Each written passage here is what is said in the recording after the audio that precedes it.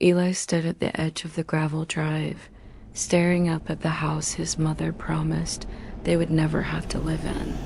It looked more like a photograph than something real, like it had been forgotten by time, left for ivy and weather to slowly reclaim.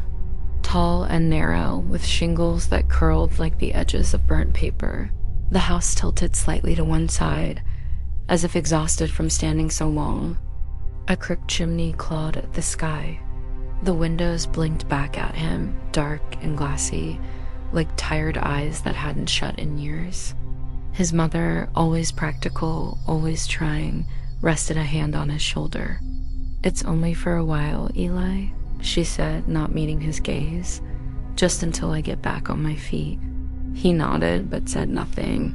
He hadn't said much since his father died. There wasn't much to say. The wind carried the scent of damp wood and rust. Somewhere in the forest behind the house, a crow called out, not a caw, but something lower, almost like a word that had never been spoken aloud. Eli glanced toward the trees. Dozens of crows sat perched along the branches like ornaments made of shadow, heads turned toward the house, silent now, watching. Eli's room was on the second floor, tucked beneath a sloped ceiling where the wallpaper peeled like old bark. The furniture had been covered in white cloths, though most were now yellowed and moth-eaten. The only thing left uncovered was a wooden writing desk beneath the window. It faced the woods. The view made him uneasy. The trees pressed in close thick with undergrowth and shadow. Their branches tangled like veins, blotting out most of the sky. He could barely make out the shapes of birds nestled between them, dozens, maybe more. Some swayed gently as if asleep. Others stared, unmoving. A single crow sat perched on the windowsill. It didn't caw or ruffle its feathers. It simply watched, tilting its head slightly, like it was trying to understand what he was. He drew the curtain. That night, after his mother had gone to bed and the house had fallen still, Eli lay awake, staring at the cracked ceiling above him. The old radiator groaned. Floorboards popped. The wind whistled beneath the eaves. And then came the tapping. Tap, tap, tap. 3 precise knocks against the window pane. Eli froze. It was 3:03 a.m. He turned slowly and pulled back the curtain. The same crow, same place, same gleaming eyes. Then, in a voice not entirely unlike his own, it said, "You can hear us now, can't you?" Eli didn't scream. He didn't run or flinch or slam the curtain shut. He simply stared, his breath caught between ribs, his heart hammering with quiet violence as the crow blinked slowly and repeated, "You can hear us now, can't you?" Its beak didn't move, but the words came anyway, clear, careful, as though trying them out for the first time in years. Eli sat up in bed. He hadn't spoken in months, not since the accident. Not since the last thing he ever said to his father was something he regretted so deeply, it had swallowed every other word inside him. He slid off the mattress and crossed the room slowly. The crow didn't move. Its claws clicked gently against the glass. "Who are you?" Eli whispered. The words surprised him. Not because they sounded strange, but because they came out so easily. The crow leaned forward, black feathers ruffling faintly. "We remember your family. We watched your father. We know what was taken." Eli's mouth went dry. "Taken?" he whispered. The bird turned its head, eye glinting in the dark. "You'll see." Then it leapt from the sill and vanished into the trees, silent as fallen ash. He stood there long after the crow had gone, the cold leaking through the glass, something tightening in his chest he didn't yet understand. He didn't sleep the rest of the night, and by morning there were scratch marks on the inside of the window. In the pale light of morning, the scratches looked almost like writing. Eli leaned close to the glass, breath fogging the window. There, etched faintly in uneven lines, were 3 jagged marks, deep enough to have scored the surface, but too precise for claws. Not random, not the way an animal would scratch. He reached out and traced them with a fingertip. They felt like letters. Not of any alphabet he knew. but they hummed beneath his skin like static, like tension, like a sound he could almost hear if he held still long enough. From downstairs came the clink of dishes. His mother had woken early again. She always did when she was anxious, and lately she was always anxious. Eli pulled on his hoodie, the one with the frayed sleeves and missing drawstring, and padded downstairs barefoot. She was standing at the sink, staring out the window. Her hands moved on instinct, drying a plate that had already been dry. "You sleep okay?" she asked without turning. Eli nodded, though he wasn't sure that was true. There was a silence, not awkward, just tired. The kind they'd both grown used to, where words hovered but never landed. Then she said, softer, "I think this place is good for us." For healing. Eli didn't answer, not because he disagreed, but because part of him already knew the house had been waiting for them, and it remembered things he hadn't yet begun to. Later that day, while unpacking boxes in the upstairs hallway, Eli noticed a gap beneath one of the floorboards. It wasn't wide, but something glinted faintly between the cracks, just enough to catch the corner of his eye. He dropped to his knees and ran his fingers along the seam. It wiggled slightly. The wood was old and dry, and after a few hard tugs, he pried the board loose with the edge of a coat hanger. Dust rose in a thick cloud, dancing in the late afternoon light that streamed through the hallway window. Inside the small cavity beneath the board, something waited. A feather, black, glossy, and longer than his forearm, much too large for any normal crow.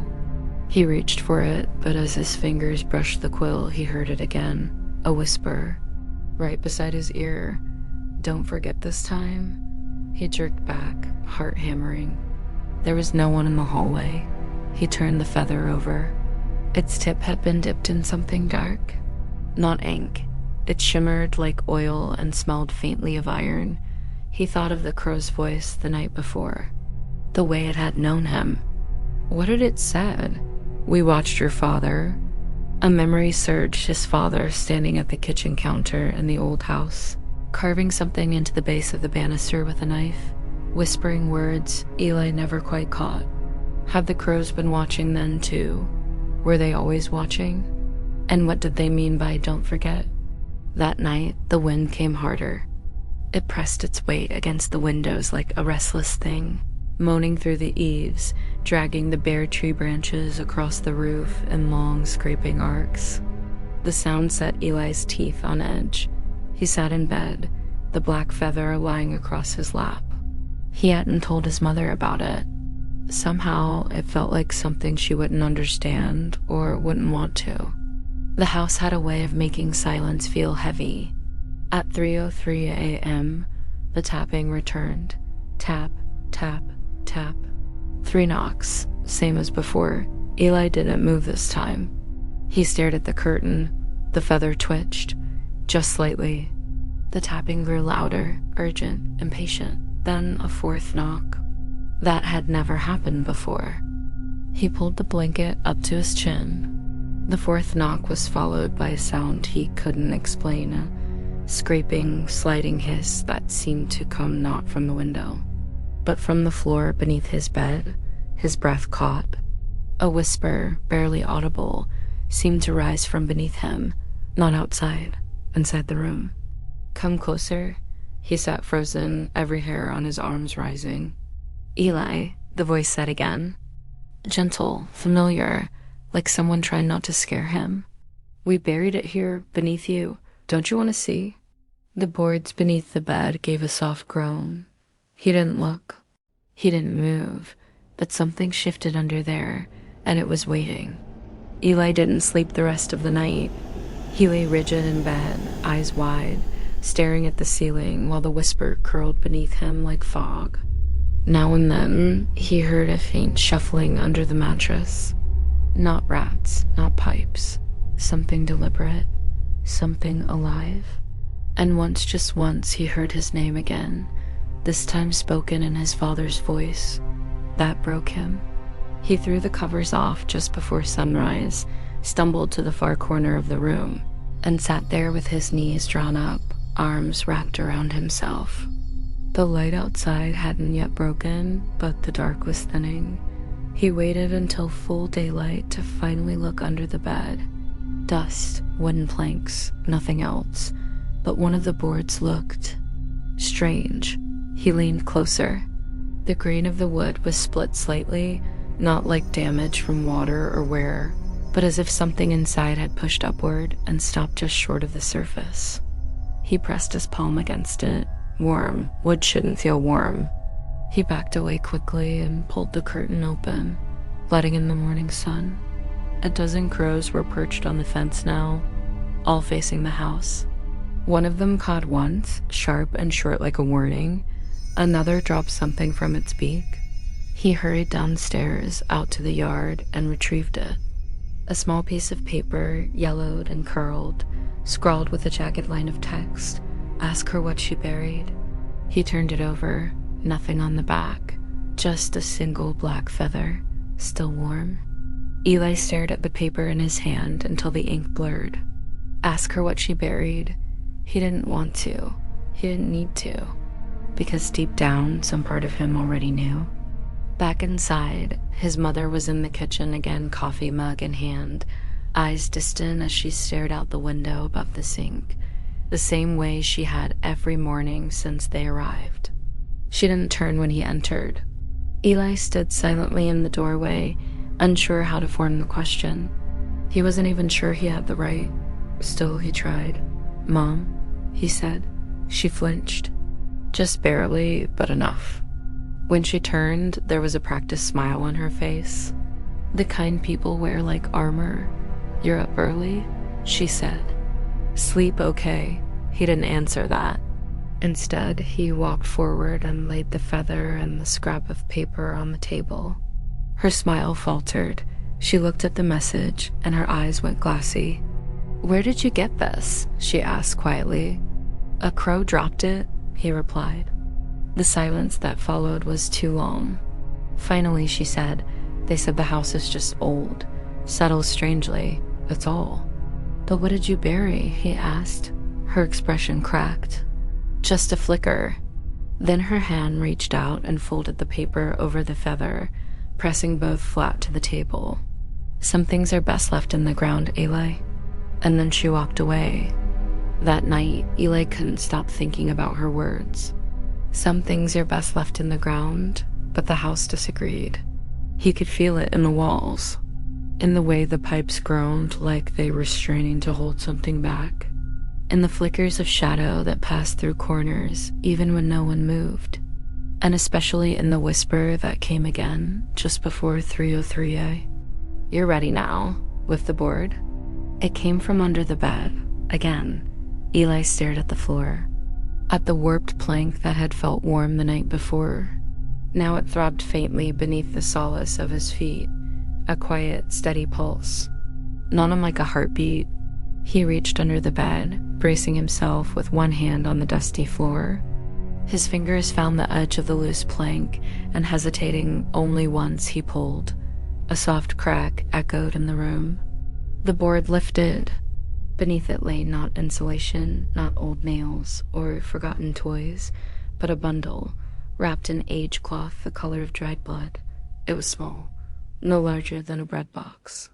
Trembling, he reached in and lifted it out. The cloth was damp, not from water. Something darker. Inside, something shifted. And then, without warning, a low voice, not from beneath the bed, but from inside his head, whispered, "You found me." It hit the floor with a wet, muffled thud. He stumbled backward, heart rattling in his chest like something loose and breakable. The whisper echoed in his skull, softer now, but still there, like an echo of a memory he hadn't made. "You found me."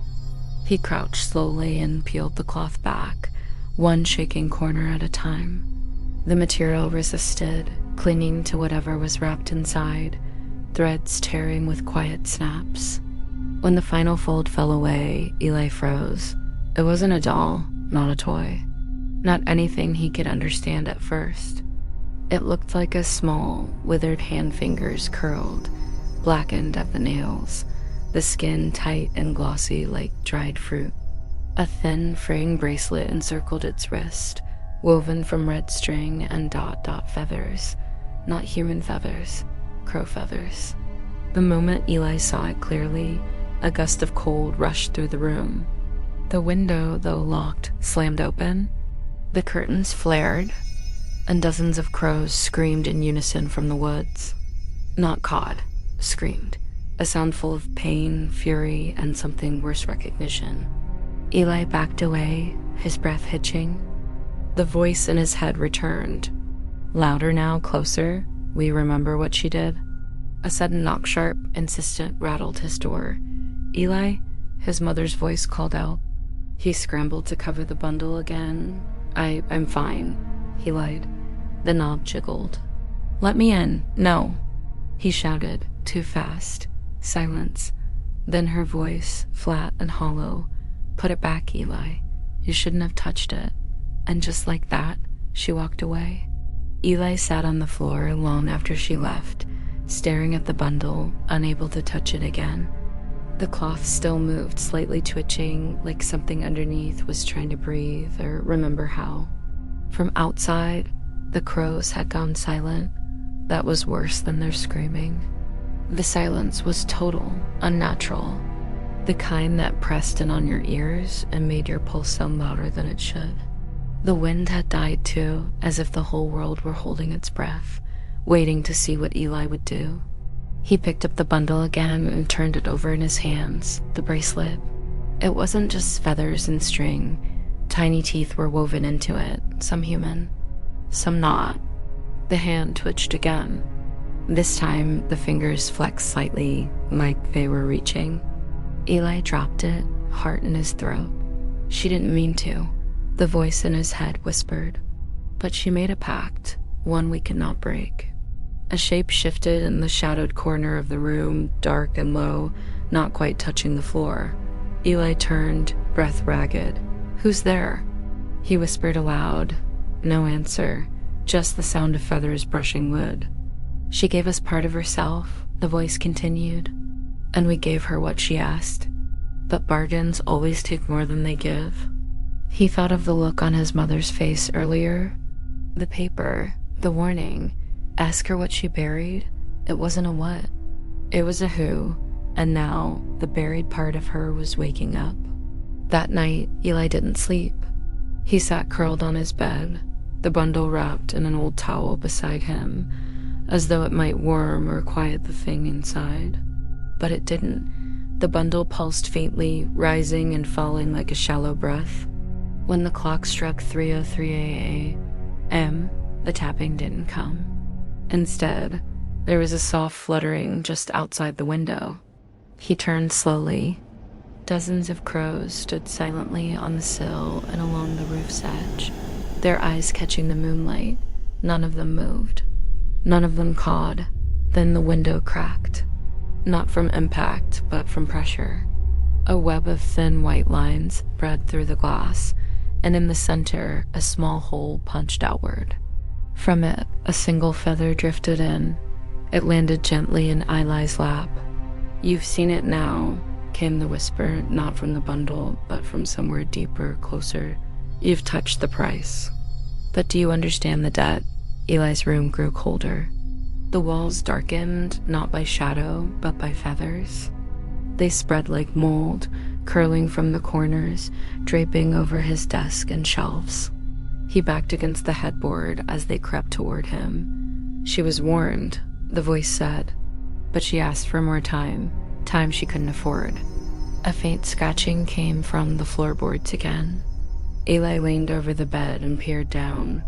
A second feather lay on the plank he had lifted.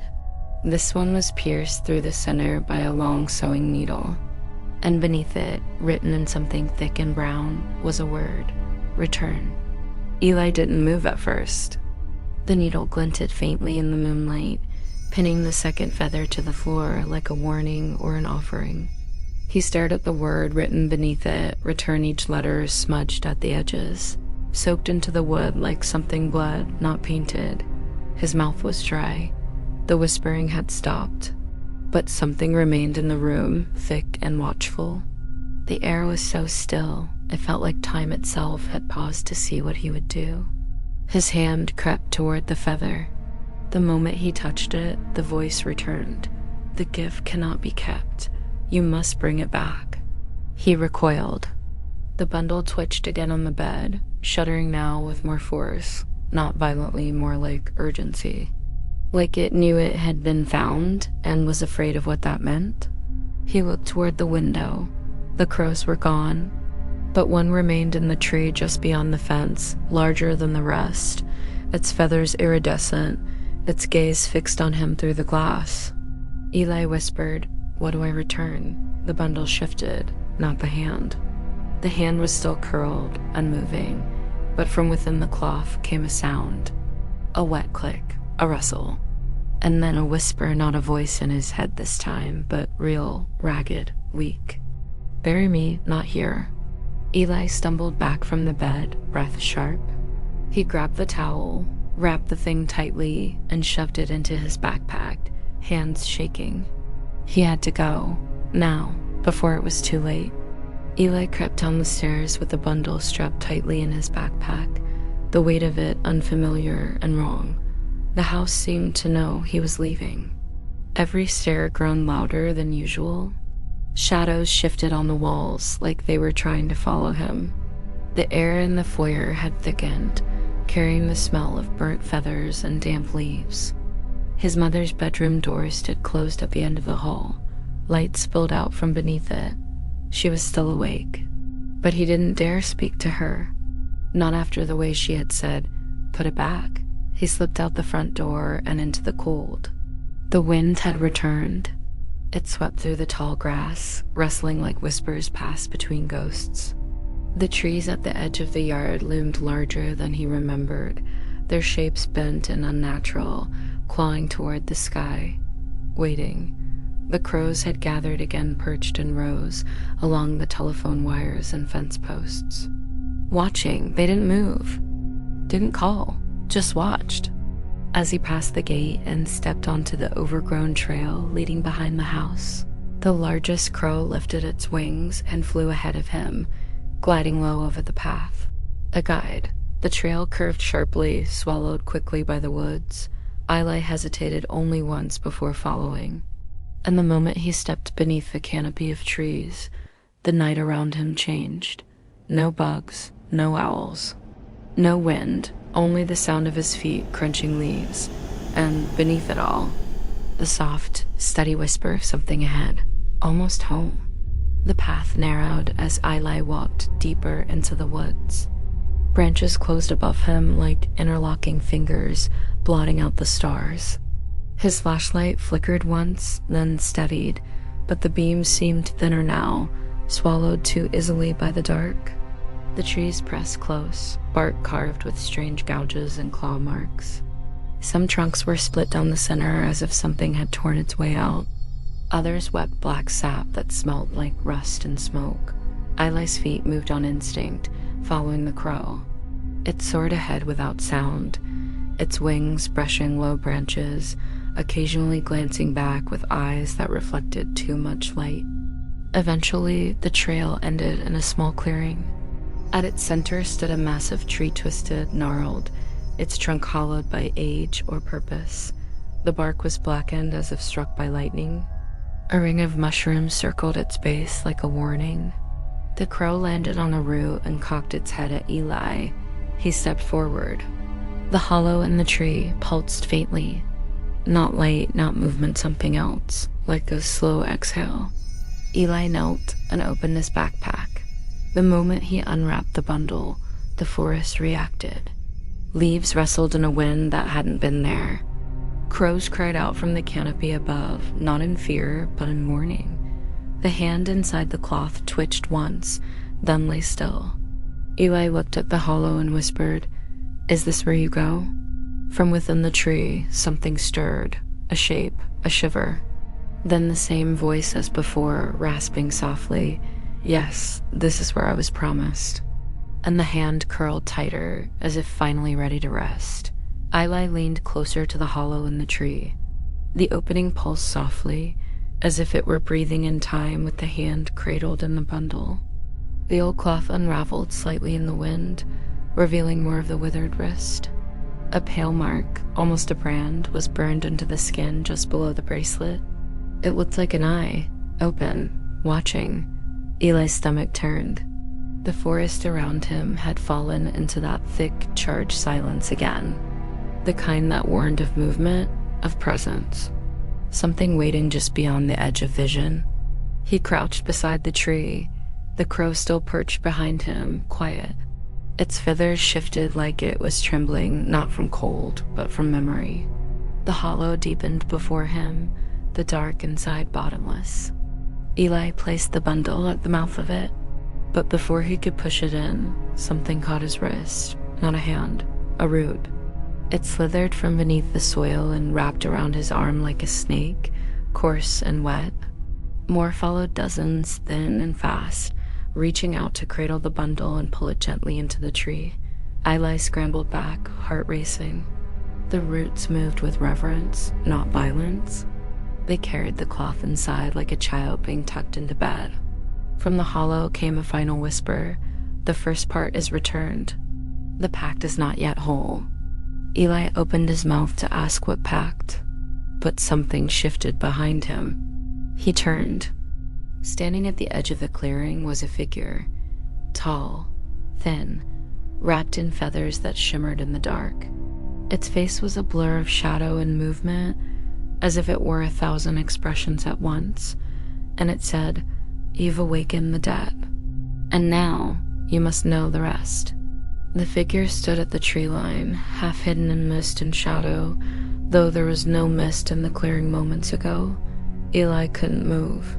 His feet rooted to the forest floor, heart thudding painfully. The figure was taller than any man Eli had seen, and impossibly thin. Its shoulders were draped in black feathers that shifted in the wind like water, and its arms hung stiff at its sides, sleeves stitched with what looked like teeth and thread. The crows didn't make a sound. Even the one that had guided Eli here had vanished. The air around the figure shimmered faintly, like heat rising from pavement, though the night was cold. Its face, if it had a face, shifted constantly, as if it wore a dozen overlapping masks. One moment a boy, the next an old man, then a hollow-eyed woman, then something without eyes at all. Then, in a voice that sounded like it came from inside Eli's chest, the pact was never meant to be broken. Eli swallowed. "What pact?" The figure tilted its head. "Your mother begged for time to stop the taking. She left something in the roots, but took something in return." It stepped forward, no sound, no footprint, just movement, like a shadow choosing to walk. "You were not born untouched. The crows marked you. They've watched you, waited for you to return what was never hers to give." Eli's hands clenched at his sides. "What do you want from me?" The figure stopped 3 paces from him. From this distance, Eli could see that the feathers along its arms were tied with tiny braids of red string, just like the bracelet on the hand he returned. "You are the key, Eli, the bridge. You will return the rest." "Return what?" The figure extended one long hand. In its palm lay a small broken mirror, everything. Eli stared at the mirror. It was no larger than his palm, its surface spider-webbed with cracks. The edges were sharp, irregular, as if it had been shattered, and only this fragment remained. Despite the damage, it reflected clearly, too clearly. Not just his face, but something behind his eyes, watching from deeper than his reflection should allow. He didn't reach for it. The figure didn't move. "Take it," it whispered. "It holds what was promised and what was stolen. She cannot lie to you through this." Eli's fingers hovered inches above the shard. The cold coming from it was unnatural, biting and dry, like air trapped in a tomb. "I don't want this," he said, barely more than a breath. "That doesn't matter," came the reply. "You already carry what was taken. The mirror only lets you see it." Against every instinct, he took the shard. It was warm. It pulsed in his hand like a heartbeat, and for a brief moment, Everything around him flickered. The trees bent and shimmered. The sky turned black. The roots of the hollow tree twisted and screamed. And in the mirror's reflection, he saw her, his mother, but younger, crying in this same forest, holding something in her arms, something small, wrapped in red cloth. Then came the voice, not from the figure this time, but from the mirror itself. She gave us the other one. The one you never met.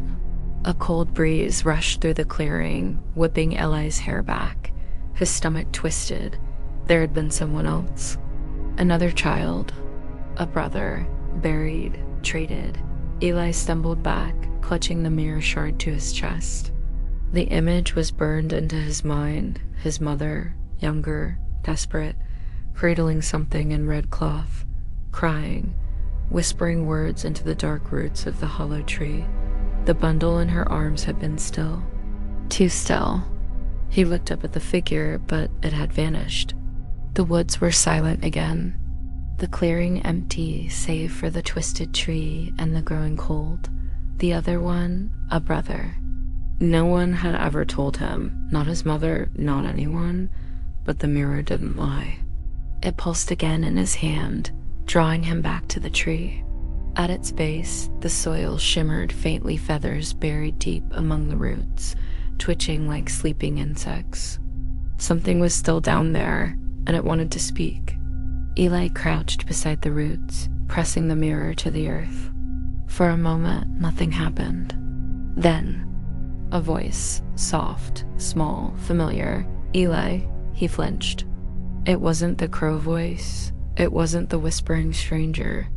It was a boy's voice, his age, maybe younger, wavering, echoing through the soil. You have my name. The trees groaned in the distance. Eli clutched the mirror tighter. Who are you? He whispered. I was promised sleep. I was promised silence, but she woke me. When she traded you, the wind picked up. Dry leaves swirled in spirals across the clearing. Eli stood, his thoughts racing. His mother had buried a child to save another, to save him. And now the forest wanted it made right. Eli backed away from the hollow tree. The mirror shard clutched so tightly in his hand, he didn't notice the blood where it cut his palm. The voice still echoed in his ears, small, fragile, and full of sorrow. You have my name, a name, not just a soul or shadow. A brother. The realization bloomed like frost across his mind. His mother hadn't just given something to the forest. She had given someone who had once lived, breathed, and maybe even cried in the same arms that had held Eli. Someone who had been promised. And now, the forest was asking Eli to remember. The wind stirred the trees again, and with it came a faint creaking sound like wood bending under great weight. He turned and looked back toward the house. In the distance, a light had come on in his mother's room. He ran. The trail twisted behind him, branches clawing at his arms, briars catching his jeans. The mirror shard pulsed in his pocket like a second heart, warmer with each step toward the house. When he burst through the back door, he heard his mother speaking softly upstairs. Not to him. Not to herself. To someone else. He crept up the staircase. The lights were off. The door to her room was ajar. Inside, she stood at the foot of her bed, her back to him. A black feather lay across her palm, and her voice trembled with memory. He wasn't supposed to stay. You promised. I gave you what you asked. A whisper rose from the dark corner of the room. Eli couldn't see who or what answered, but it said only, you gave us one name and kept the other. The boy carries two now. His mother turned sharply. Her eyes met Eli's, and in that moment, her face shattered. Not from fear, but from recognition. His mother didn't speak at first. She just stared at him, eyes wide, mouth open slightly, as if she were seeing someone buried. Someone returned from under the soil. Eli felt cold. The mirror shard in his pocket pulsed again, and he knew that she could feel it too, that sharp weight pressing between them. He stepped into the room. "Why didn't you tell me?" he asked. Her voice was a whisper. I thought I'd never have to." "You gave them someone?" he said. "A child." Tears welled in her eyes. "I had no choice. He was sick. He was dying. They came to me in the trees, said they could save one if I gave the other. And then I had you. You were strong. You were healthy. I thought." Her knees buckled and she sank to the edge of the bed. "I thought if I never said his name again, they'd forget." Ally's breath caught. She didn't want to forget. She wanted them to forget. "You buried a name," he said. She nodded slowly. "That's how they take them. That's how they seal the pact." "Names are doors," came the voice from the corner of the room again. It was no longer just a whisper. It had formed now, a boy's silhouette sitting in the chair by the window. Pale skin, black eyes like pools of ink, and a faint shimmer of feathers draped around his shoulders like a cloak. Eli's heart froze. The boy looked exactly like him. Except for one thing, he had no shadow. The boy smiled faintly, sadly. "You speak my name every day, because it was never yours to carry." Eli stood frozen, staring at the boy in the chair, his mirror, down to the curve of his jaw, the shape of his eyes, the small scar above the brow he never remembered getting. Every detail was the same, except that when the moonlight touched the boy's bare feet, it cast no shadow, not even a sliver. The room felt impossibly still. His mother let out a sound between a sob and a gasp. "You weren't supposed to remember," she whispered, looking not at Eli, but at the boy in the chair. "You were meant to sleep." The boy tilted his head. His eyes gleamed. "You buried my name, not my soul." The black feather in her hand drifted to the floor. Eli finally found his voice. What is your name?" The boy turned his gaze to Illa, curious, gentle, almost affectionate. "It was yours, but she gave it to you." Eli's mind reeled. All his life he had felt different, watched, guided, and now, standing here in front of this shadowless twin, he knew why. He hadn't been born alone. He had been born in someone else's place. His mother buried her face in her hands. "I didn't know you'd come back. I didn't know you'd still want." "I don't want revenge," the other Eli said. "I want to be remembered." He stood slowly, his feet silent on the floor. "A name not spoken is a name forgotten. You gave mine away. And now, I don't know who I am." The wind rose outside, and the house creaked, as if mourning something long withheld. Eli reached into his pocket and pulled out the mirror shard. The boy looked at it with longing. "It holds the echo of my name, but it isn't whole." Eli felt the weight of the forest pressing down. The pact was broken, the name stolen, but the debt was still due. Eli held the mirror shard in his trembling hand, its sharp edge digging slightly into his skin. The blood on his palm had dried now, dark and flaking, but the shard still pulsed warm and alive like a trapped heartbeat. The shadowless boy stepped closer. Eli didn't flinch. For a moment, they stood face to face, identical in every way except for the darkness that refused to cling to the other's feet. The mirror shard flickered between them, showing glimpses of something beneath the cracks. Letters, just for a breath, then gone. Eli looked to his mother. She was crying now, silent tears sliding down her cheeks, hands clenched tight in her lap. "You said they only asked for one," Eli said. She nodded but wouldn't meet his eyes. They said, "I could keep the stronger one, but I had to bury the other's name. I was young. I thought if I never spoke it again, he'd fade." The boy turned to her, voice soft and hollow, "But I didn't fade. I waited, in roots and wings, and breathless nights." In the space under his bed, his words felt like cold air filling the room. The forest never forgets, only people do. The mirror in Eli's hand wormed again, glowing faintly with a dull, pulsing red. He looked down, and this time he saw the letters, carved behind the cracks, etched into the silvered glass. One name, Caleb, The moment he read it aloud, even silently in his mind, the crows outside screamed as one. The house trembled. The boy the other Eli breathed in sharply and whispered, "That was me. That was my name." His shadow bloomed behind him like spilled ink, and for the first time in 13 years, he was whole.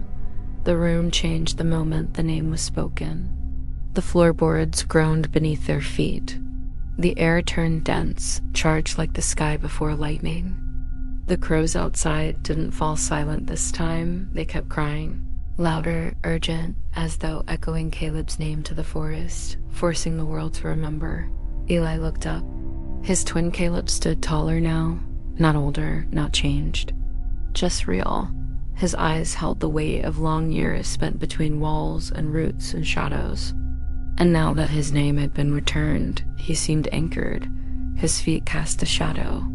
His reflection returned in the mirror. He existed again. Their mother stood slowly, unsteady, her face pale and streaked with tears.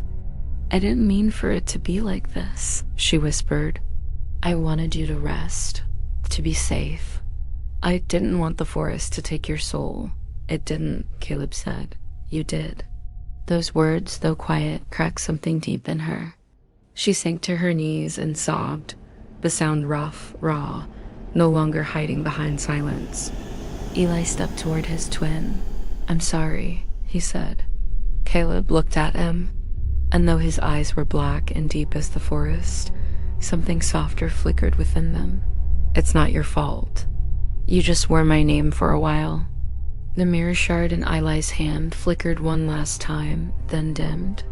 The cracks along its surface faded, and the silver backing peeled away like ash, disintegrating until nothing but a clear, hollow piece of glass remained. A vessel emptied. "The pact is not undone," Caleb said, "but it's balanced." Thunder rumbled outside. In the distance, something stirred beneath the roots again. Something old. Something that remembers names. The storm didn't come with lightning, only a slow, deep rumble that seemed to crawl through the earth, up through the floorboards, and into their bones. Eli and Caleb both turned toward the window. The trees outside were moving, but not from wind.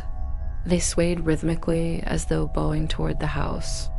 Shadows stretched unnaturally along the yard, reaching, not grasping, but acknowledging. The forest knew, the forest remembered, and it was watching. Caleb stepped toward the window and pressed his palm to the glass. "They were never angry," he said softly, "only waiting. You can't bury what was promised and expect the woods to forget." Their mother stayed on the floor, rocking slightly, her face in her hands. "I thought if I never spoke his name again," she whispered, "it would erase the debt. I didn't understand the kind of promise I was making. I was just trying to save something." Caleb turned, expression unreadable. "You didn't save me. You paused me." Eli moved beside him. "Is that why I've always felt watched?" Caleb nodded. "Because you were living my borrowed life, and they were waiting to see if you'd return it." Eli felt that now, not guilt, exactly, but a gravity. A sense that the days he'd lived had been shared with another soul, and he didn't hate Caleb for it. He looked at the mirror shard again, now dull and clear. "What happens now?" he asked. Caleb smiled faintly, not with joy, but with peace. "Now I go back. To the forest?" "No," Caleb said, "to sleep. For real this time, with my name, my shadow, my story." He turned to their mother. "Say it. One more time." She looked up, tears flowing freely now. "Caleb," she whispered. "Your name was Caleb." And outside, every crow lifted from its perch at once and took flight black wings, blotting out the moon. The sky outside churned with wings. Thousands of crows spiraled above the house, a storm of feathers and cries, forming a vast black cyclone that swallowed moonlight. But there was no fear in the sound.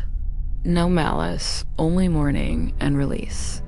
Eli stood beside Caleb as their mother rose slowly to her feet. She crossed the room, step by trembling step, until she stood before the boy she had tried to forget. the boy she'd given away to save another. Caleb looked up at her, not in anger, but with a sadness so deep it silenced everything else. She reached out, fingers brushing his face. "You were so small," she whispered. "You barely had time to open your eyes." Caleb's voice was soft, "But I saw you."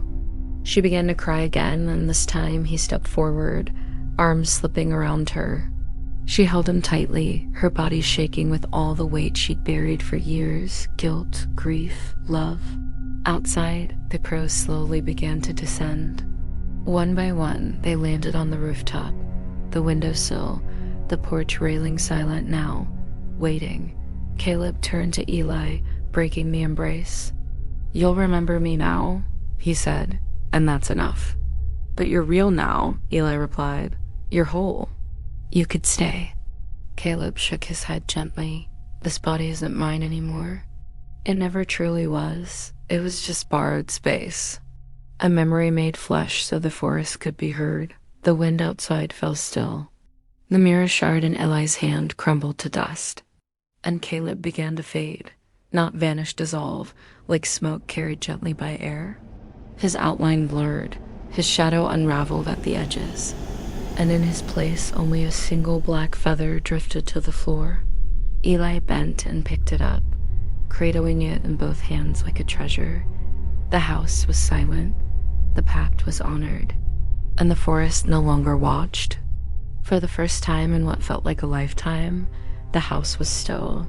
No tapping beneath the bed, no groaning floorboards, no whispering voices crawling behind the walls, just silence. The kind of silence that follows something ancient and sorrowful being laid to rest. Eli sat on the edge of his bed, the feather Caleb left behind nestled between his palms. It was black, long, and warm to the touch, as if it still remembered the boy who had carried no shadow. He stared at it, unsure if he wanted to cry or just sit forever without moving. Downstairs, he could hear his mother in the kitchen, the faint clink of a cup, the creak of the cabinet, but she wasn't humming like she used to. There were no words, no music, only the slow, careful rhythm of someone relearning how to live with what they buried. The trees outside were still again. No wind, no birdsong. The crows were gone, not in anger, not in flight, just gone. Eli placed the feather on his nightstand and looked at the spot beneath his bed. He hesitated, then knelt down. The floorboard was still slightly warped where he had lifted it all those nights ago. He reached for it and gently pulled it up once more. Nothing waited beneath it this time. No cloth, no whisper. Just empty wood and a layer of dust. But even in the quiet, he could still hear Caleb's voice soft, as if caught in the grain of the floor. "Remember me." And Eli did, with all his heart. A week passed. The house began to feel normal again, or at least it tried to. Eli returned to school. His mother returned to work. They made dinner, shared silence, and walked carefully around the subjects that once curled in shadows. It was like living in the wake of a storm so large it left everything in a different shape. But some things refused to be forgotten. Late one evening, Eli heard a quiet knock on his door. His mother stood there, pale, holding something wrapped in an old towel. "I found this in the attic," she said. Eli took it gently. Inside was a journal weathered, bound in cracked leather. The initials carved on the front were familiar: C.W. Caleb Whitmore. His hands trembled as he opened the first page. The handwriting was rough, uneven. A child's scrawl, but the words cut through him. They told her one of us would sleep, and one of us would grow. But I stayed awake, Eli. I stayed and waited for you to know. Each page that followed was a letter written to Eli by someone who had never been born fully into the world, but had watched it through the cracks. I followed you at school, sat near you at night. I tried to warn you when the crows gathered, but you didn't hear me. Not yet. Eli read long into the night, his eyes burning. Caleb had lived in some strange, thin way between walls and under floorboards, watching a life that might have been his. A brother who never hated, never blamed, only waited to be known. At the end of the journal was a single loose page. On it, in the same handwriting, were 3 final words: I forgive you. Eli pressed the feather between those last pages and closed the book. Spring came late that year. The trees remained bare longer than usual, as though even nature itself had been holding its breath. But slowly, almost shyly, green returned to the forest beyond the yard. Buds on the branches, crocuses piercing thawing soil. The crows, however, did not return. Eli still watched for them. He stood at the edge of the yard every morning before school, gazing into the woods. The hollow tree was no longer visible from where he stood, but he could feel it, like an old scar beneath the skin. Faint, but never quite gone. One morning, as the fog clung low over the grass, his mother joined him. Neither spoke for a long time. Then she said softly, I hear him sometimes, in dreams, not words. Just peace. Eli nodded. He too had dreamed of Caleb, not as a shadow or a whisper, but as a boy beside him, sitting by the river, climbing trees, saying nothing, just being there, the way they might have grown up if things had been different. Do you ever wish, Eli said, that we could go back? His mother wrapped her arm around his shoulders. I do, she said, but I think some names only grow when we move forward. Yours, his, both. She handed him something. A small wooden carving, 2 boys, back to back, one holding a feather, the other a mirror. Their faces were the same, but one had a shadow that curled beneath his feet. I made it, she said, for both of you. Eli clutched it in his hands, heart tight. Thank you, he whispered. A single feather drifted down from the sky. Just one, black, whole, perfect. Eli caught it before it touched the ground. Summer came, warm and golden, and with it, the feeling of lightness that had been missing for years. The forest remained quiet. No more crows gathered on the fence posts, no more tapping beneath the bed, no more voices in the roots. But Eli knew that the silence wasn't emptiness, it was rest. The kind of quiet that comes only after something long buried has finally been laid to peace. He kept the wooden carving on his knitstand next to the last feather. Each night before bed, he touched it lightly, not out of fear, but out of gratitude. He had learned to live with the memory of Caleb not as a haunting, but as a companion. A reminder that some stories never vanish. They simply wait to be remembered properly. Sometimes, when the wind shifted just right through the trees, Eli could swear he heard the faint rustle of feathers, not menacing, not mournful, just present.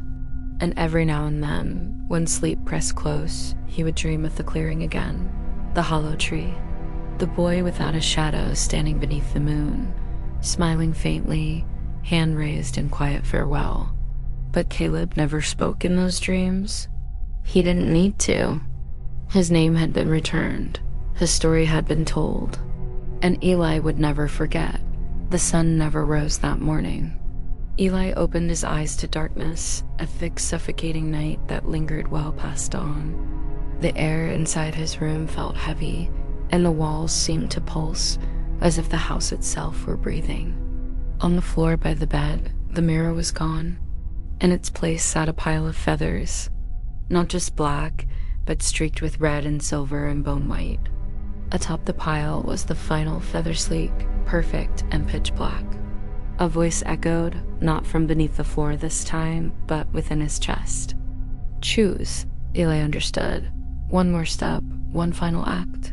Either take the place of Caleb or seal him away forever. Downstairs, the front door opened slowly on its own. Eli stepped out into a twilight world. The crows no longer perched, they circled. The tree in the clearing was ablaze with red thread. Its hollow center glowed. He held the final feather tightly in his hand as he walked into the woods. Each step echoed like a heartbeat. The tree whispered, only one can wake, only one can sleep. Eli stepped inside the hollow. The mirror reappeared, now whole. Caleb was waiting inside it. He looked tired, sad, but not angry. "Will you trade places?" he asked. Eli hesitated. Then slowly, silently, he nodded. Feathers swirled like smoke, and the world blurred. The tree grew still. In the clearing, only one boy stepped out. No one could say if it was Eli or Caleb, and back inside the house, the whispers finally stopped. The boy who returned to the house was quiet. He walked its hallways like they were both new and familiar. He touched the walls with gentle fingertips, sat at the dinner table without a word.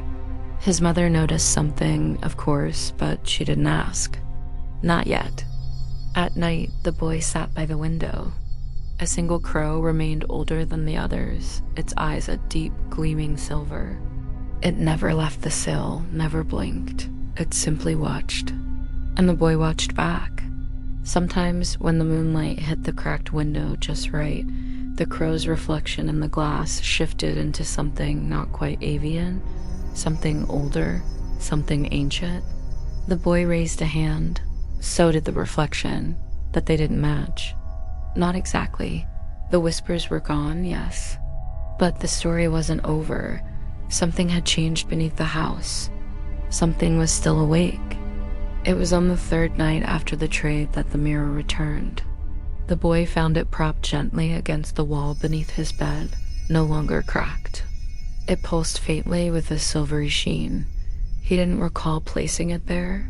He stared into it. His reflection blinked half a second too slow. Then it smiled when he didn't. He jumped back, heart slamming against his ribs. The mirror stayed still, normal, unmoving. But later that night, as he passed by it in the dark, he caught a glimpse of something else, Caleb. Not trapped, not angry, but watching. In the morning, the mirror was gone again.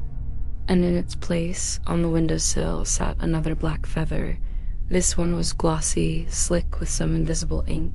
He touched it and felt a chill course up his arm. Whispers followed him that day, not from under the bed or from the trees, but from inside walls, behind doors, and reflections. The trade hadn't ended it. It had only begun something new. Something even the crows wouldn't speak of. The mirror hadn't left a reflection that morning.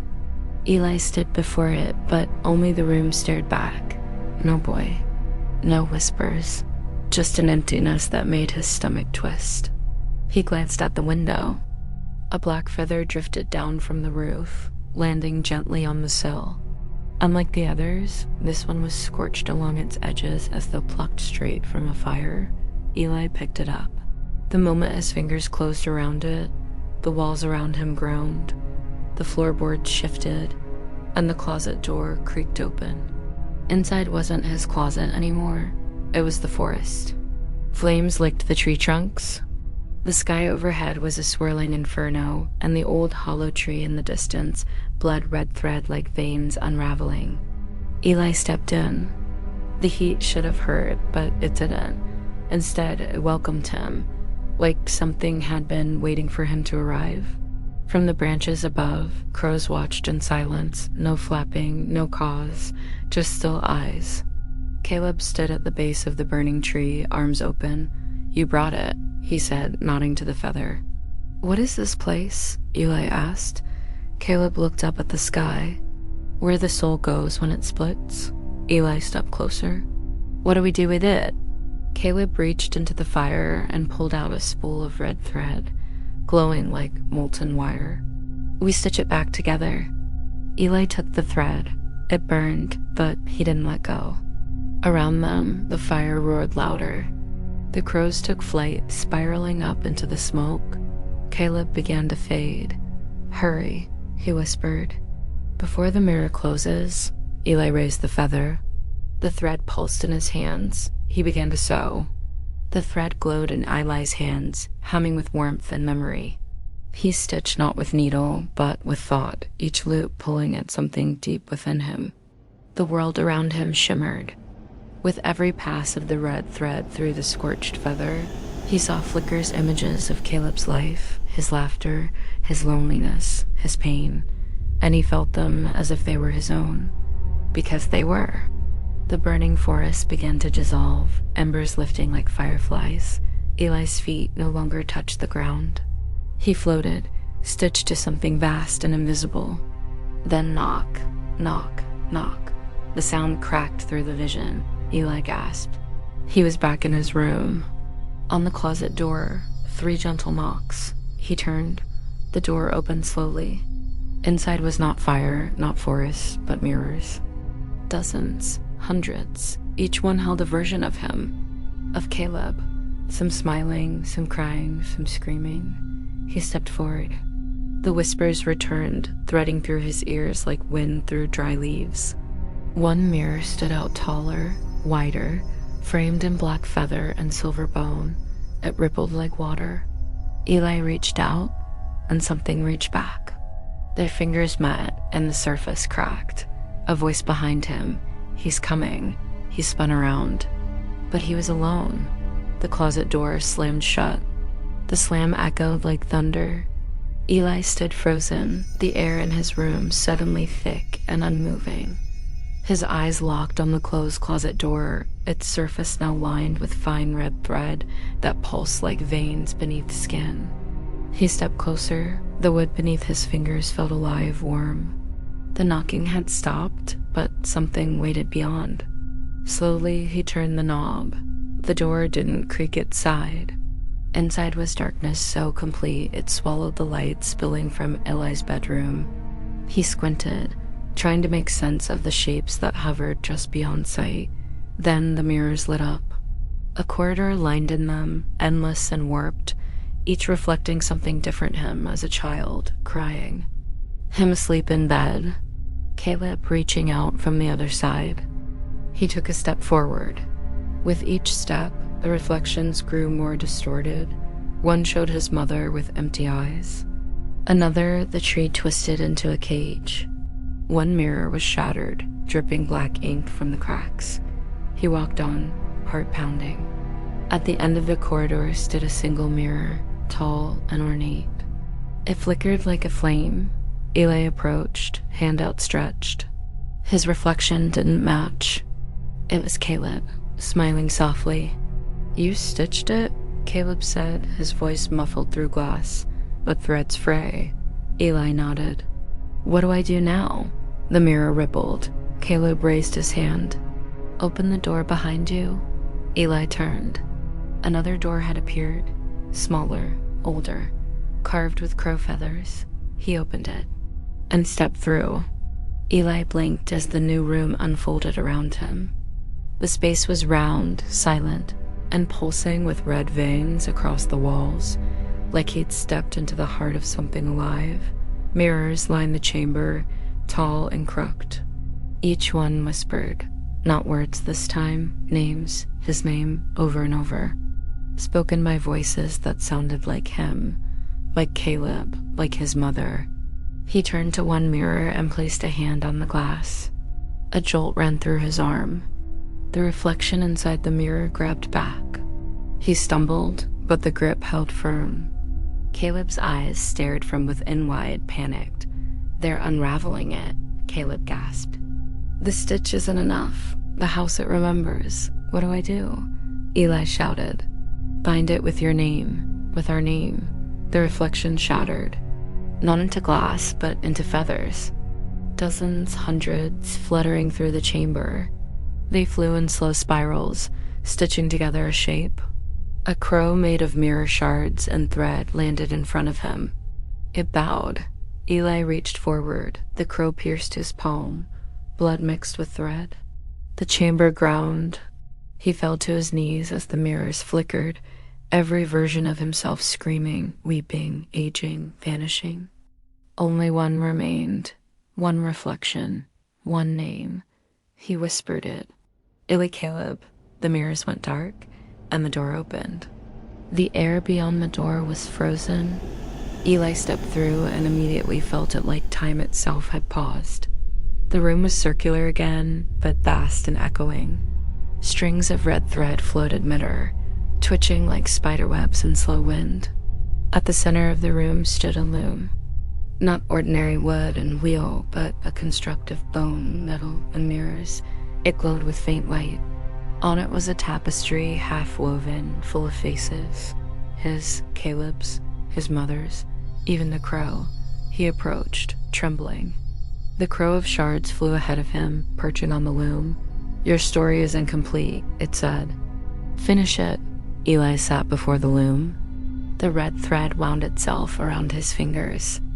Every memory he stitched into the fabric replayed beside him. Caleb's scream when first trapped, the endless nights of whispers, the forest of fire. As the tapestry neared its end, the thread began to thin. It smoked, and behind him something moved. A tall, flickering shadow, not Caleb, not a reflection, but something older than both.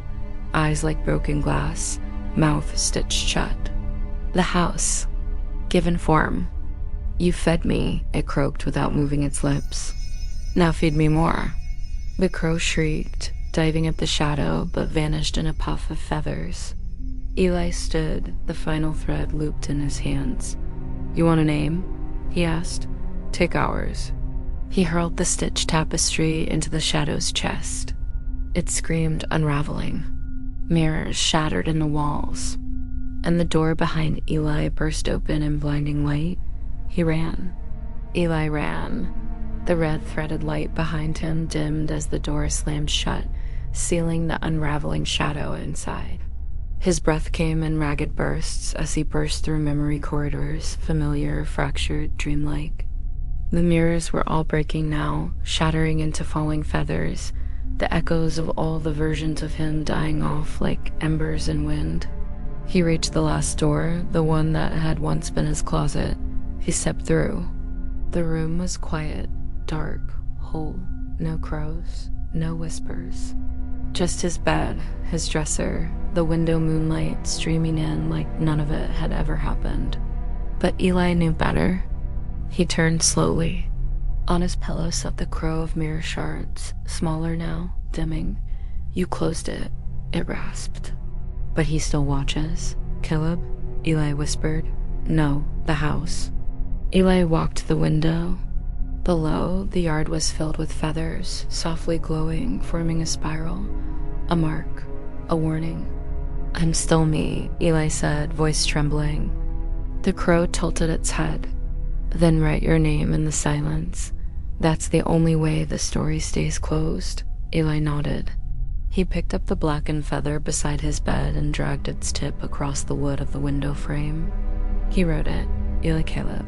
Eli stood in front of the mirror, watching the unmoving image of Caleb, trapped forever in glass. No longer whispering, no longer knocking, just watching.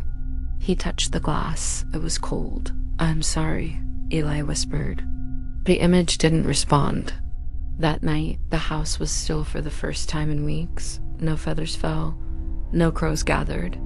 The floorboards didn't creak with hidden voices, but something lingered. A feeling in the air, a hum just below hearing. The next morning, Eli woke to find the spiral of feathers gone from the closet. The threads had unraveled, curling like smoke and vanishing into the cracks. His mother didn't mention the strange days before.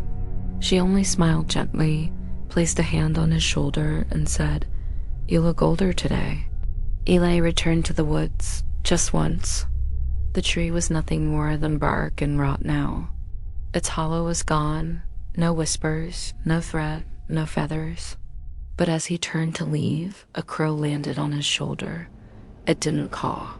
It only leaned in, and in a voice barely above breath, it whispered, "Thank you," and flew away. Eli never heard the whispers again. But on quiet nights, when the wind rustled the trees just right, he sometimes saw reflections move a little too slowly. And he always remembered the boy in the mirror, the one who gave him his name. Eli woke with the sun warming his face for the first time in what felt like years. The spiral of feathers in the yard had disappeared. The house was quiet, not hollow, not cold, just still, as if it had finally exhaled. He sat up and rubbed his eyes, expecting to see the crow of shards watching from the sill. But there was only the breeze, pushing through the cracked window. Still, He felt it, the faintest tickle at the edge of his hearing. A single whisper. It came not from beneath the bed, not from the mirror, but from within him. He stood and walked to the mirror, just a plain one now, square and clear. His reflection matched his every move, no delay. No smile that didn't belong. But behind the glass, just for a second, a flicker of feathers. Eli touched it, and a word echoed, "Watcher." He turned to leave, but the word followed him. Not menacing, not warm, just present. At school, he sat quietly. When his teacher called his name, he paused before answering. He wasn't sure which name to use, but then he smiled. "Eli," he said. Outside on the power line, a crow cawed. It was ordinary, alive, real. But as it flew off, a black feather fell from the sky and landed on his notebook. Written into the shaft of the feather was a new word, barely visible: begin. That night, Eli couldn't sleep. The feather sat on his desk beside his notebook, unmoving yet impossibly heavy. He had tried to ignore it, told himself it was just a trick of the light, some leftover anxiety from weeks of darkness and dreams, but it hadn't left. It waited. He sat at his desk and opened his notebook to a blank page. The feather, as if sensing its cue, rolled on its own and pressed gently against the paper. Eli hesitated, then picked it up. There was no ink, but the moment he touched the page with the tip of the feather, black lines poured out like veins, not drawings, words. In the space between sleep and silence, stories wake. He blinked. The feather moved again, another line appeared. Not all doors stay closed. His hand trembled. I thought I ended this. No answer came. Only a new sentence. You stitched the wound. But something is learning to bleed. Suddenly, the notebook flared with heat beneath his palm. He dropped the feather. The black ink twisted across the page like tendrils, spiraling outward into shapes, mirrors, trees, crow eyes, a burning house, and at the center, one word written in red: home. Eli slammed the notebook shut. From beneath the floorboards came a sound he hadn't heard in days. A soft tapping, then 3 knocks. The knocks didn't stop. 3 slow taps, then silence, then again. Eli stood in the middle of his room, his breath catching in his throat. He remembered this rhythm. It had haunted him once beneath his bed, behind his mirror, inside his bones. But this was different. It was dot measured, deliberate, like someone knocking on a door that no longer existed. He dropped to his knees and placed his ear against the floor. The wood was warm, breathing. He knocked back. Once, twice, 3 times. Silence. Then a new sound scraping, like nails on stone. The floorboards groaned, then shifted slightly, and in the smallest gap between them, something thin began to rise. A black leather-bound book. No title, no author. Just a single feather tucked into its spine. Eli hesitated, then pulled it free. The moment his fingers touched the cover, a surge of heat crawled up his arm. Not pain memory. He flipped it open. Inside were dozens of pages, blank, but near the center, words had begun to form, written in the same dark ink from his notebook. The house may sleep, but its story does not. And on the next line, what you closed, something else has opened. He turned the page. A name was scrawled in crimson ink, one he'd never seen before, but somehow knew. The Hololing. His hands trembled, because deep down, Eli understood he hadn't ended anything. He'd been chosen to continue it. And beneath the floor, the knocking began again. Louder. Faster. The knocking didn't come from just one place anymore. It echoed through the walls, beneath the floor, even within the glass of the windows. Eli's room pulsed with it, like the house itself was remembering something it had tried to forget. He clutched the book tighter. The crimson name, the Hololing, seemed to ripple on the page, bleeding outward like it wanted to escape the paper. A wind stirred, though no window was open. The feather on his desk lifted and hovered, its tip spinning slowly in midair. Eli backed away as his closet door creaked.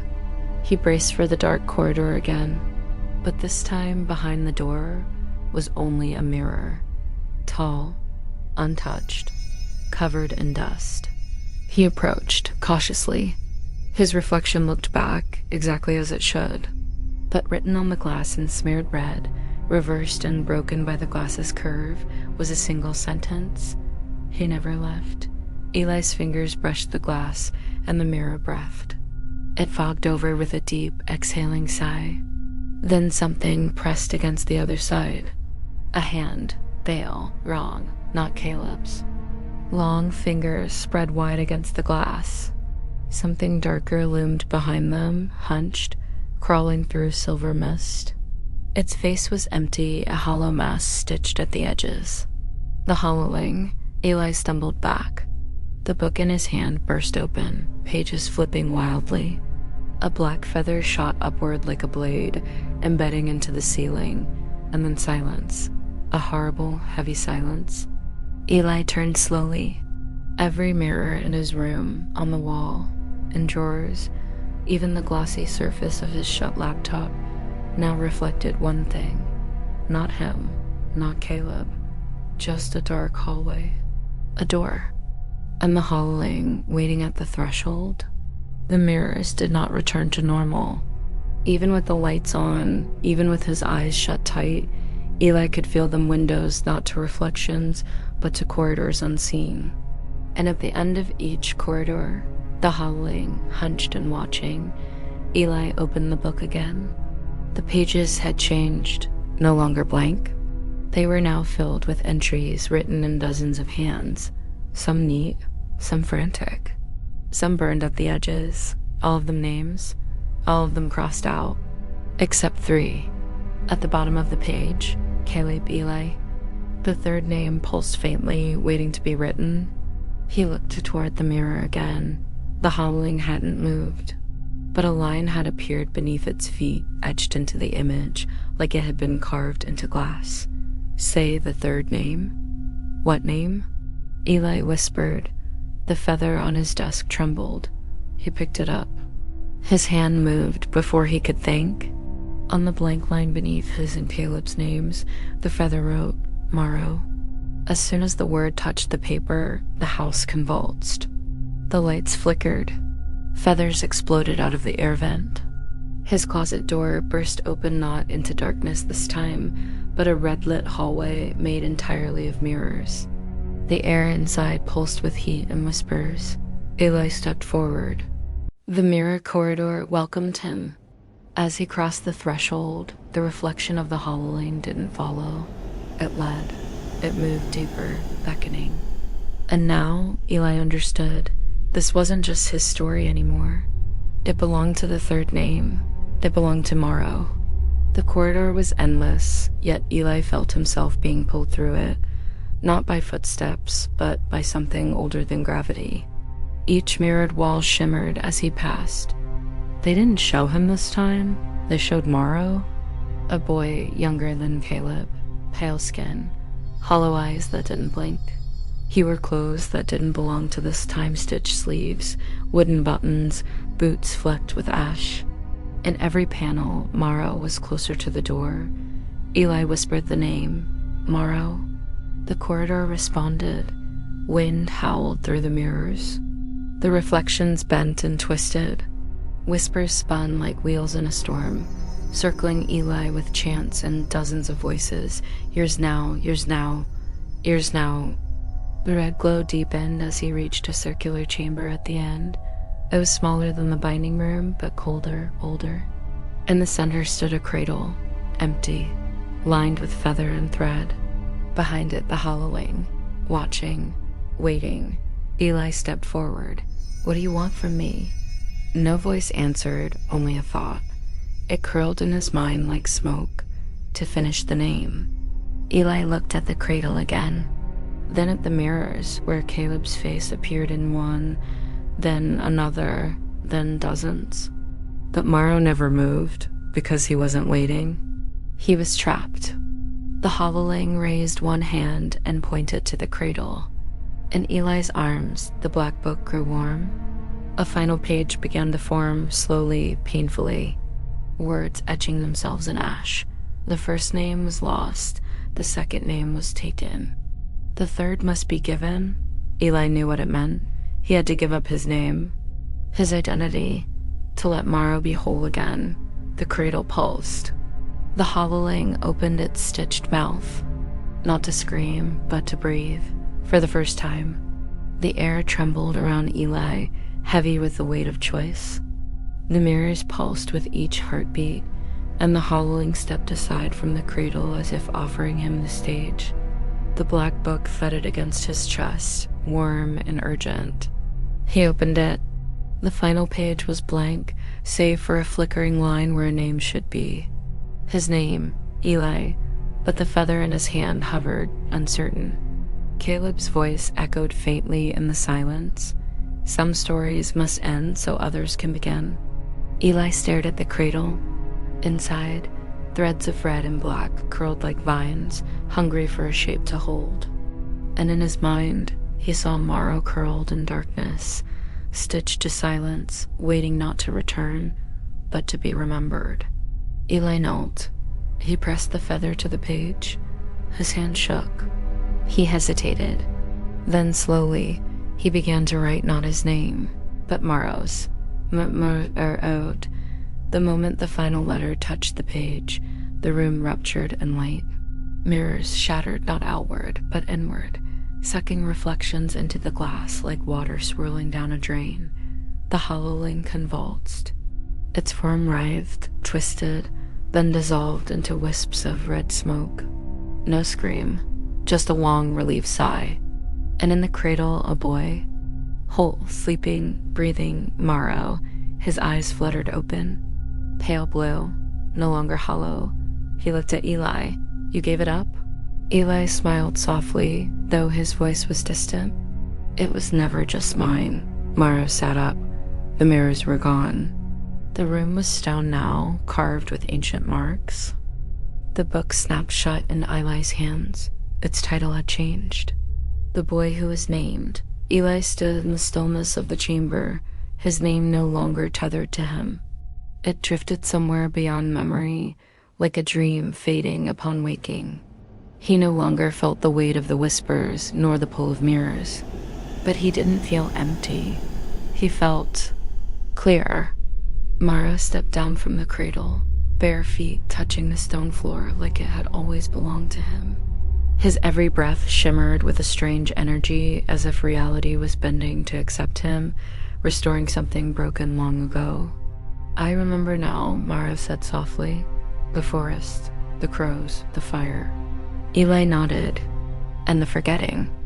Morrow turned to him, eyes heavy with a child's sorrow and something far older. They took me and left behind the hollowing. A name without a soul. You gave me both. Eli lowered the book in his hands.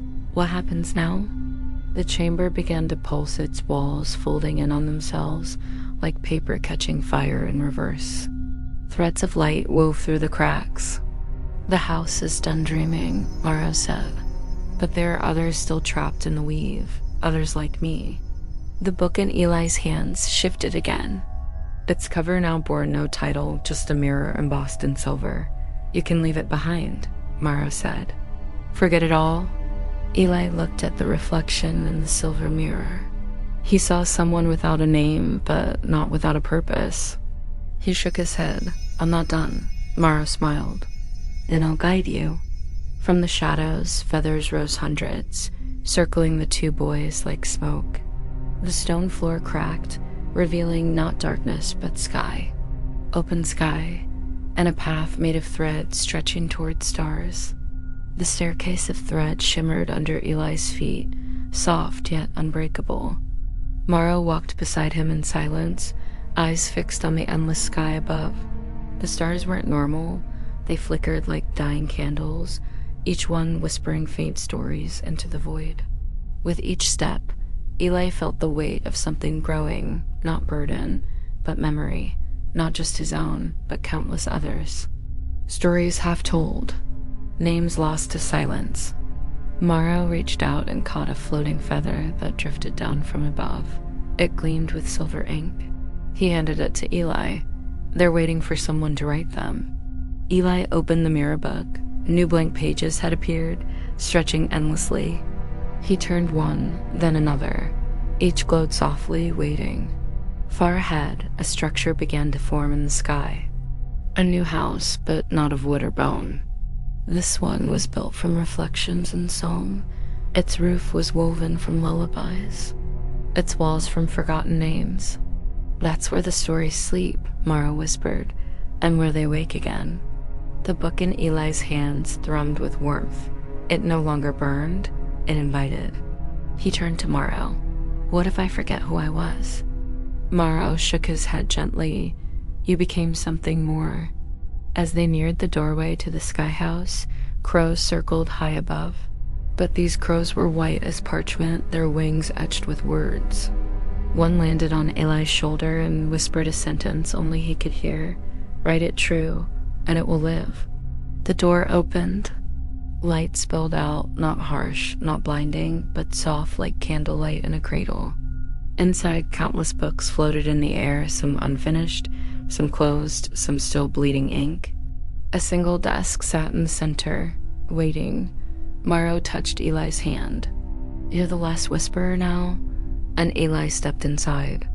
The room was silent, yet alive with memory. The floating books turned slowly, as if stirred by unseen breath. Some trembled, some glowed. One or two wept ink that vanished before it touched the floor. Eli approached the desk. A quill made from a crow's feather waited in an inkwell carved from a mirror shard. The silver book before him opened on its own, pages fluttering like wings before settling on the first blank sheet. He sat and wrote, not just of Caleb or Morrow or the howling. He wrote the house, the tree, the whispers beneath the bed. He wrote the thread that bound and the mirror that reflected without truth. He wrote the names given, taken, forgotten, and the boy who bore them all. And when he wrote his own name, the page shimmered, Eli, then beneath it, Morrow, and then Caleb, 3 names. One story. He continued until his hand ached and his eyes burned with tears he hadn't realized he'd been holding back. And still he wrote, until the last page glowed, pulsed, and gently closed itself. The floating book stopped turning. A breeze passed through the room, a breeze with no wind, just breath. A single crow cawed once above him, and from every corner of the sky house, whispers rose. Thank you. Thank you. Thank you. Eli stood and turned to Morrow, who now looked older, stronger, no longer hollow.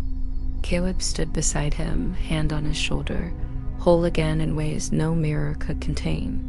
I thought it was just my story, Eli said. It never was, Caleb answered. It was ours, Morrow added. The door behind them opened to a new world. Not their bedroom, not the forest, but a dawn rising over still water. Crows in the sky, and peace. The silver book floated from Eli's hands, rising to join the others. Its cover shimmered with a final title, The Boy Who Spoke to Crows. And somewhere far below, in a quiet room back on Earth, a child stirred in bed, half dreaming, half awake. Hearing a voice that whispered in the dark, would you like to hear a story?